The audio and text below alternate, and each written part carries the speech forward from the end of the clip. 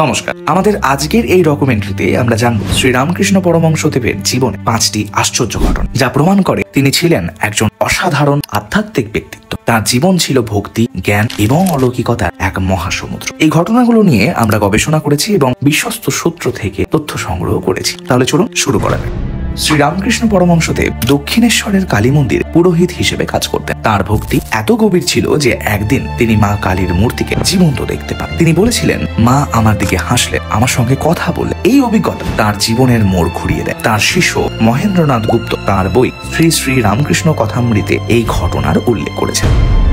সালটা ছিল 1881। তরুণ নরেন্দ্রনাথ দত্ত, যিনি পরে স্বামী বিবেকানন্দ নামে বিখ্যাত হন, তিনি রামকৃষ্ণের কাছে আসেন। নরেন ঈশ্বরের অস্তিত্ব নিয়ে প্রশ্ন করলে রামকৃষ্ণ তাকে দেখেই বলেন, তুই আমার কাছে অনেক জন্ম ধরেই আসছিস। এই কথা নরেনকে গভীরভাবে প্রভাবিত করে। পরে এই সাক্ষাৎ নরেনের জীবন বদলে দেয় এবং তিনি রামকৃষ্ণের প্রধান শিষ্য হয়ে ওঠেন।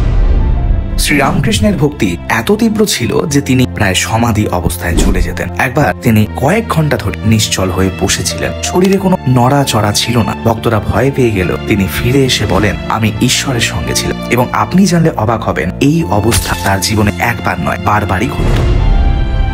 আপনারা জানলে অবাক হবেন, রামকৃষ্ণ বিশ্বাস করতেন সব ধর্মই ঈশ্বরের দিকে নিয়ে যায়। তিনি খ্রিস্টান ধর্মের উপাসনা করতে গিয়ে যীশু খ্রিস্টের দর্শন পান। তিনি বলেছিলেন, যীশু আমার কাছে এসে আমাকে আলিঙ্গন করলেন। এছাড়া তিনি ইসলামের নামাজ পড়ে আল্লাহর অভিজ্ঞতা লাভ করেন। এই ঘটনাগুলি প্রমাণ করে তিনি ছিলেন সর্বধর্মের সমন্বয়ের প্রতীক।